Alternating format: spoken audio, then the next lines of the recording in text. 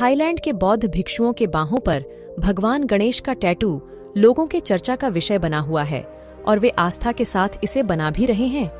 अब पूर्वी एशिया के एक और देश इंडोनेशिया की नोट को देखिए, जिस पर गणेश की मूर्ति है। अब जापान और चीन में बनी इस प्राचीन मूर्तियों को देखिए, यह भी भगवान गणेश की मूर्तियां हैं। इन तिब्बती पेंटिंग को देखिए, जिसमें कहीं 2 हाथ है तो कहीं 10 हाथ है।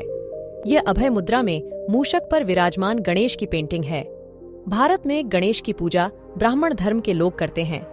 भारतीय बौद्ध धर्म का अनुयायी यह सोच भी नहीं सकता कि गणेश उनके किसी संप्रदाय में भगवान है और उनके पूजन की तो कल्पना भी नहीं कर सकते। भारत के महाराष्ट्र राज्य में कुल भारतीय बौद्धों के 70% यही रहते हैं और इनमें अधिकतर अम्बेडकरवादी नवयानी बौद्ध है। महाराष्ट्र में भगवान गणेश ज्यादातर ब्राह्मण धर्म के पूजनीय भगवानों में से एक है। महाराष्ट्र में तो भगवान गणेश का सालाना विशेष पर्व भी चलता है। ब्राह्मणवाद का खुले तौर पर विरोध अगर कोई करता है तो वह केवल अम्बेडकरवादी बौद्ध अनुयायी है। मैं स्वयं एक अम्बेडकरवादी नवबौद्ध होने के नाते और दोनों पक्षों के विचारों का निष्पक्ष रूप से अध्ययन करने के बाद मुझे लगता है कि इस प्रश्न का उत्तर देने के लिए इस विषय पर मेरी अच्छी समझ है। अब तक मैंने जो सवाल उपस्थित किए हैं, उन सभी सवालों का जवाब देने का प्रयास मैं करूंगी। आज का यह वीडियो भी बहुत ज्ञानवर्धक होने वाला है, इसीलिए आप वीडियो को अंत तक जरूर देखें। हिंदू और बौद्ध अनुयायियों के बीच बढ़ता संघर्ष उन्हें सामाजिक अशांति के किनारे धकेल रहा है। हिंदू धर्म की उच्च जातियों के अत्याचारों से बचने के लिए उत्पीड़ित वर्ग यानी दलितों को बौद्ध धर्म अपनाने के लिए डॉक्टर बाबा साहब अम्बेडकर ने प्रेरित किया। भारत में बौद्ध धर्म को पुनः स्थापित किया। भारत में ऐसे रूढ़िवादी बौद्ध आज भी हैं जो अभी भी इस बात पर कायम हैं कि बौद्ध भी हिंदू धर्म का एक पंथ है और बौद्ध धर्म हिंदू विश्वास प्रणाली का एक हिस्सा है। वह यह भी मानते हैं कि हिंदू धर्म में गणेश सबसे प्रसिद्ध देवताओं में से एक हैं। अब आते हैं आपके मुख्य प्रश्न पर कि बौद्ध धर्म में हिंदू देवताओं की पूजा क्यों की जाती है। इसका उत्तर है कि गणेश, शिव, राम, कृष्ण और भारतीय विश्वास प्रणाली के कई अन्य देवता न केवल हिंदुओं के लिए देवता हैं, बल्कि वे जैन और बौद्ध धर्म में पूजनीय हैं। जातक कथाओं में राम और कृष्ण को बोधिसत्व के रूप में दर्शाया गया है। यहाँ तक कि थाईलैंड, कंबोडिया आदि बौद्ध देशों में बौद्ध रामायण जैसे ग्रंथ को पढ़ा जाता है। हालांकि उनके संस्करणों में काफी अंतर होता है। कुछ इतिहासकार हिंदू धर्म को बौद्ध धर्म में बदलने की वकालत करते हैं, यानी उनका कहना है कि इन देशों में हिंदू धर्म अब बौद्ध धर्म के रूप में प्रचलित हुआ है। थाईलैंड में बौद्ध धर्म मुख्य धर्म है, लेकिन कई थाई लोग भगवान गणेश की पूजा करते हुए दिख जाएंगे। इसलिए बैंकॉक सहित थाईलैंड के अन्य प्रांतों में भगवान गणेश के बहुत सारे मंदिर हैं। यहाँ के कई लोगों का मानना है कि अगर उन्हें सफलता चाहिए तो भगवान गणेश की पूजा करनी चाहिए। यह आपको बता दूं कि थाईलैंड के बौद्ध भिक्षुओं के बाहों पर भगवान गणेश का टैटू लोगों के चर्चा का विषय बना हुआ है। सोचने वाली बात यह है कि आखिर भगवान गणेश बौद्ध धम्म में कैसे और कब पहुंचे, या फिर बौद्ध धम्म से ही वे हिंदू धर्म में पहुंचे हों। यह एक संशोधन का विषय है और हम इसकी पुष्टि वीडियो के आगे करेंगे। वीडियो के शुरू में आपको मैंने जो गणेश की मूर्तियां दिखाई थीं, जिसे चीन और जापान में पूजा जाता है, उसे वहां गणेश नहीं कहा जाता बल्कि कांगितेन कहा जाता है। पूर्वी एशिया के सारे लोग कांगितेन की पूजा करते हैं। कांगितेन को जापान में विनायकतेन नाम से भी जाना जाता है। जापानी लोग इन्हें सद्भाव, संतुष्टि और परमानंद का देवता मानते हैं। पूरे जापान में 250 से ज्यादा प्राचीन और आधुनिक कांगितेन के मंदिर हैं। थाईलैंड में गणेश को फिराफिकानेत के नाम से जाना जाता है। मैंने आपको वीडियो के शुरू में इंडोनेशिया के इस नोट पर भगवान गणेश की फोटो दिखाई थी। कुछ भारतीय राजनेता इसका प्रचार करते हुए भारतीय नोटों पर भी गणेश के चित्र का समर्थन करते हैं। लेकिन आश्चर्य की बात तो यह है कि उस देश में इस फोटो को गणेश नहीं कहा जाता, बल्कि इसे एलिफेंट बुद्धा यानी हाथी बुद्धा कहा जाता है। आज इंडोनेशिया में 80% मुस्लिम आबादी है। इसके बावजूद वहाँ के लोग अपने मूल बौद्ध धर्म के प्रतीक हाथी को पवित्र मानते हैं, क्योंकि हाथी बुद्ध का प्राचीन प्रतीक है। बुद्ध चरितम ग्रंथ के अनुसार महामाया के सपने में हाथी आया था, जिसने सिद्धार्थ के बुद्ध बनने का भाष्य किया था। इसीलिए आज भी इंडोनेशिया के मूल निवासी हाथी को पवित्र तथा पूजनीय मानते हैं।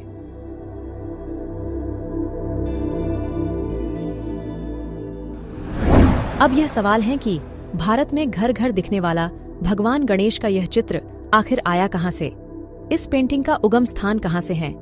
इसका जवाब है भारत के मशहूर चित्रकार राजा रवि वर्मा।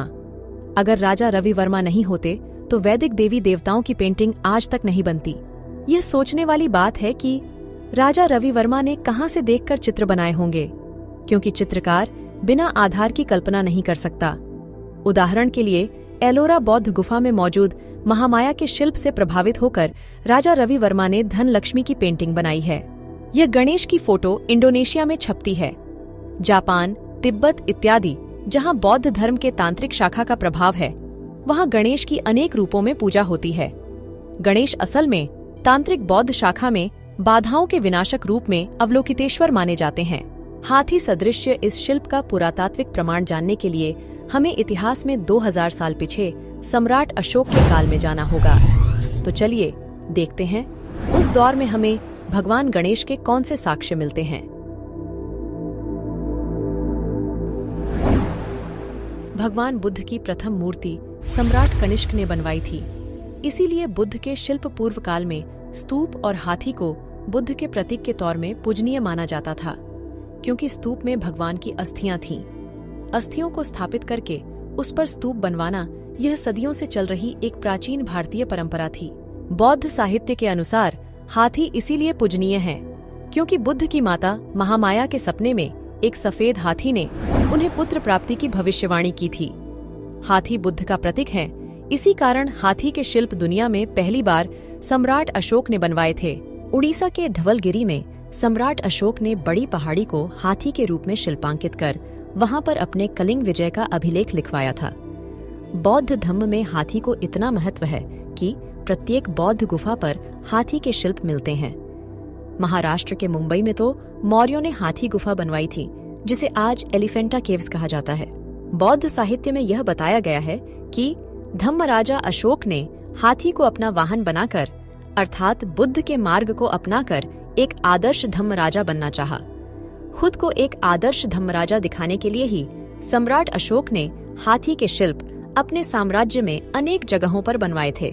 सम्राट अशोक के आदर्श पर चलते हुए प्राचीन बैक्ट्रिया साम्राज्य यानी वर्तमान अफगानिस्तान के बौद्ध राजा डेमेट्रियस ने अपने सिर पर हाथी का ताज बनवाया था और उसके सिक्के भी जारी किए थे। डेमेट्रियस मतलब धम्म का मित्र होता है। हाथी को गजराज भी कहा जाता है। इसी से प्रेरित होकर बौद्ध सम्राटों को गजपति कहा जाता था। सम्राट अशोक और उनके वंशज मौर्यों ने मुंबई के पास गजराज का महत्व सर्वाधिक बढ़ाया था और इसका प्रमाण हमें एलिफेंटा बौद्ध गुफाओं से मिलता है। इसलिए मुंबई के लोग आज भी गणपति बप्पा मौर्य के नाम से धम्मराजा अशोक को याद करते हैं। इसीलिए आज भी भारत में सबसे बड़ा गणेश उत्सव मुंबई में ही मनाया जाता है।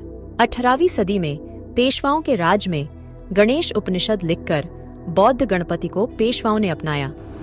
गणेश उपनिषद में गणपति के 32 लक्षण बताए गए और उसके आधार पर गणेश की मूर्तियां बनाई गई हैं।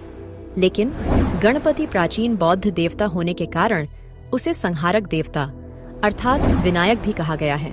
वास्तव में विनायक मतलब बौद्ध विनयों का प्रचार करने वाले बौद्ध राजा या प्रचारक है। बुद्ध के 32 लक्षणों पर आधारित बौद्ध प्रतीक गजपति का परिवर्तन किया गया है।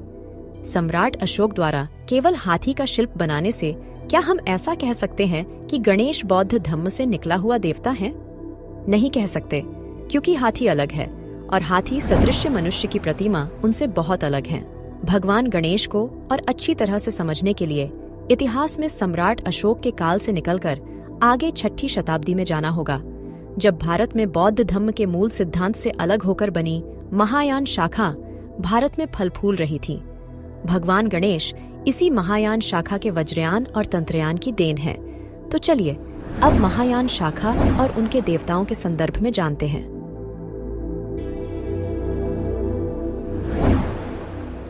महायान मान्यताओं के अनुसार गणपति या गणेश एक यक यानी यक्ष हैं, जो प्राचीन भारत में बौद्ध अनुयायियों को मोहित करता था।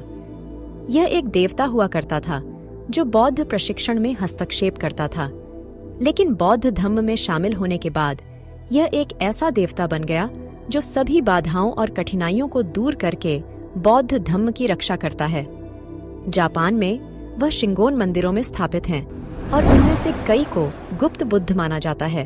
अब समझते हैं कि वज्रयान शाखा में भगवान गणेश के अस्तित्व के संदर्भ में क्या मान्यताएं हैं।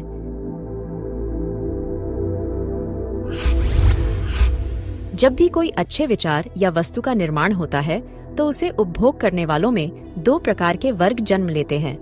पहला वह वर्ग होता है जो अच्छे विचार व वस्तु तक स्वयं खींचे चला जाता है, यानी कि बुद्धिजीवी वर्ग।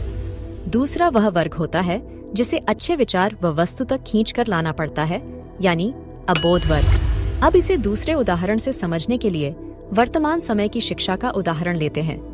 जैसे शिक्षा प्राप्त करने में भी दो वर्ग होते हैं। पहला, जो अबोध वर्ग शिक्षा प्राप्त करने आता है उसके पुस्तक में चित्र की प्रधानता ज्यादा देनी पड़ती है, क्योंकि यह अबोध वर्ग है, उसे चित्र के सहारे हर बात समझाई जाती है। वहीं दूसरा जो वर्ग है वह बुद्धिजीवी वर्ग है, उसके पुस्तक में चित्र की प्रधानता न के बराबर होती है। अब मान लो कि अबोध वर्ग अपने पाठ्यक्रम में बने चित्र को ही सत्य मान ले, तब क्या होगा? उस दिन से ऐसे असंख्य अबोध बालकों का आज तक मानसिक संतुलन बिगड़ा हुआ है। ऐसे अबोध बालक जैसी मानसिकता के लोगों को हम अंधभक्त कह सकते हैं। प्राचीन भारत में भगवान बुद्ध की हीरे जैसी वाणी को अशिक्षित वर्ग तक पहुंचाने हेतु वज्रयान शाखा ने चित्रों का सहारा लिया।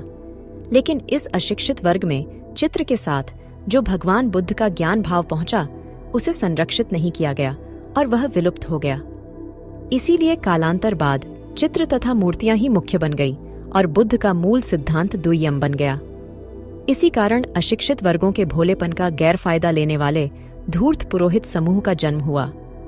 वर्तमान भारत के सभी धर्मों में जो मूर्ति पूजा होती है वह इसी महायान वज्रयान की देन है, क्योंकि महायान, वज्रयान और तंत्रयान के आरंभ काल में मूर्ति पूजा और तंत्र मंत्र का कोई लिखित प्रमाण नहीं मिलता है। अष्टांगिक मार्ग पर चलने से दुख दूर होता है। यह 8 नियम या सिद्धांत विनय से संबंधित है, इसलिए बुद्ध को विनायक कहा गया और 8 मार्गों पर विनयशील होने से अष्टविनायक भी बुद्ध को ही कहा गया है।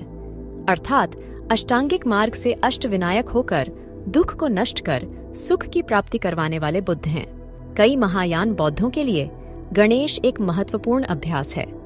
वह एक समृद्धि लाने वाला, एक धम्म रक्षक देवता है। वह कई अन्य भूमिकाएं निभाता है। वह 2 बौद्ध सूत्रों और विभिन्न तंत्रों में विभिन्न भूमिकाओं में प्रकट होता है। तिब्बती महायान शाखा में गणेश समृद्धि के रक्षक और बाधाओं को दूर करने वाले भगवान हैं। तिब्बत के शाक्यप और गेलुक परंपराओं में गणेश वज्रयोगिनी हैं। तंत्रयान की कहानियों में अवलोकितेश्वर गणेश भगवान बुद्ध के धम्म रक्षक हैं।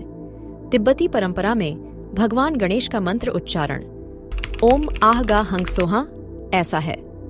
आमतौर पर बोध गया जैसे प्रसिद्ध तीर्थ स्थानों पर आप तिब्बती भिक्षुओं को ऐसे मंत्र उच्चारण करते हुए देख सकते हैं। इस मंच पर कई लोगों की राय है कि हिंदू धर्म और बौद्ध धर्म में मतभेद हैं। मेरा उनसे प्रश्न है, क्या वे इन दोनों आस्थाओं के आध्यात्मिक पहलुओं में गहराई में उतर गए हैं? सबसे पहले, आध्यात्मिकता घटनात्मक भेदभाव का शून्यवाद है। इसलिए जो आध्यात्मिकता को समझता है वह भेदभाव में विश्वास नहीं करता है, क्योंकि इससे भेदभाव होता है जो बदले में आध्यात्मिकता के मार्ग में एक बाधा बन जाता है। दूसरे मतभेद सतही हैं और उनमें से अधिकांश अपने संबंधित आध्यात्मिक पहलुओं के साथ असंगत भी हैं। हिंदू धर्म के देवी देवताओं के मूल उगम को जानने के लिए आप बौद्ध धर्म के महायान शाखा का अध्ययन करें।